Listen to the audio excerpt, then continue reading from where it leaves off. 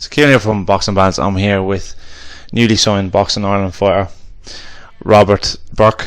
And Robert, a nice day here in Coliseum Gym. Obviously yourself, Peter Taylor and three other lads turning over with Boxing Ireland.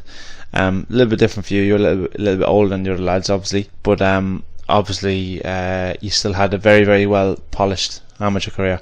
What was the decision that made you turn over to be pro? Well, like I turned over 7 days just after I got beaten in the elites. 3-2 split decision that I thought it went my way, so I just one of my friends, Andy O'Neill, he was over and he suggested it to me about going pro. So I already had the brain scan and that done already, so it was just about actually going and doing it. Yeah. So I jumped on it.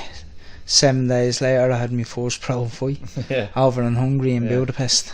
So you already had it in your mind that you were going to go over to Bulgaria or Hungary, even though you had your elite fight? No, well, I had everything sorted to get me licence, but it was just whether that was just the right timing to do it, because the lads were already going. They already had it booked, and I just literally booked on the Monday before the fight on the Saturday. Yeah. Were you getting fed up with the amateur game at all? Not that I was getting fed up. I was on great trips over the year, and that it was just I put a lot of work in all last year and got nothing out of it, and I just thought I was done a bit on my last fight, so I just had nothing to lose. Look, I had nothing to lose. It's something I've always wanted to do. Just never gave full commitment, and then when I did, now that's just let's see now what I can do. Basically. So obviously it was Andy O'Neill who helped you turn over. Andy, like a well-known cut man in boxing, but you did not actually have a manager or a representative at the time. So you kind of went over to Bulgaria, Hungary, and you had your first two pro fights there. What were they like as an experience? First one I was still kind of in the amateur since first round, but it's a different game to get used to. Carl Frampton says it's a different sport. He says, big time. It really is now. But after my first fight, it went great. I stopped your man in the second round. Well, he didn't come back out in the second round. So then when I came over to P a week after my first fight, and I was doing I was training with Luke Keeler for his camp against Cummins for the European title. The rematch. And I had 7 day notice of a fight coming up in Budapest again, so I just took it because I was sparring Luke. I was fit, so I just jumped on it. I was down on the weight and all, so I just went for it. No preparation. Preparation was done. So, but a lot more comfortable because I was actually learning how to box as a pro as well with P. It's unbelievable. It was great training. So obviously now you're pretty much training with Pete now, and you've just signed over with Boxing. What was it made you go, you know what, I'm going to stay now, Pete's going to be my coach, and I'm going to sign with Stephen Sharp and Leonard with Boxing Ireland? From the first session with Pete was just, it's a different level. It's brilliant. It's just an advance from anything I've ever done. And every training session, you're learning every time.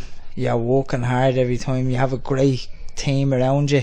Everyone's pushing each other. Everyone has different same goals, but different. They're in different stages. It's brilliant. Looking up look where Luke's fighting now, Steve Collins, they're all in our stable. We're our sparring partners. Look where they're fighting Saturday. So it's it just shows you you push hard enough, you'll get where you want to be. How did you get in contact with Stephen and Leonard? I got in contact from P. P kind of sorted that all out. He gave us the best advice for it, and Stephen and Leonard were the men to go to. And plus it's good for you now that you don't have to worry about organising your fights or anything now. It's all kind of going to be laid out for you now. Have you talked about what your goal is now over the next year, who or where you're going to fight, how many times you're going to fight? I haven't talked much about it yet, just taking one fight at a time. I'm back from injury about 4 weeks now, but I was out for 12, so I'm just one on my next fight, and that's the one I'm going to concentrate, and one after that, and one after that. Yeah. Just going to focus and get myself into the best physical and mental shape as well, like, and just go from there. Yeah. Obviously, some people who come out of amateur ranks, they chop and change the weight classes they're going to fight at. Have you and Pete come to an agreement what weight you're going to fight at? I'll be fighting at super middle. Super middle, yeah. Super middle. Yeah. So domestically, there's quite a lot of fights there, which is great for you. Like. I can't wait, to be honest. There's a few around the way, so it's going to be interesting. Like, that's it. Yeah. Well, looking forward. Oh yeah. Well, like domestically, Ireland, so those type of weight classes from light welterweight, kind of all the way up to definitely super middleweight. There's just so much talent in terms of domestically, and lads being able to fight each other. So it's quite exciting, like, you know, for a lot of them. You look at Chris Blaney now as well. He's calling out a load of Irish fighters now, and within a year you could be in the mix of all that, you know. Yeah, well, let's see how the next few fights go. Like, I'll fight anyone, like, in that term. So just get me fitness, keep it going, keeping the weight coming down, and hopefully keeping the wins going on, and see where we are next year. Yeah. That's it. Alright, well, thanks for your time, Rob. Okay, I'm really looking forward to seeing you over the next year and the next few Celtic clashes. So, good luck with the next year. Alright, thanks.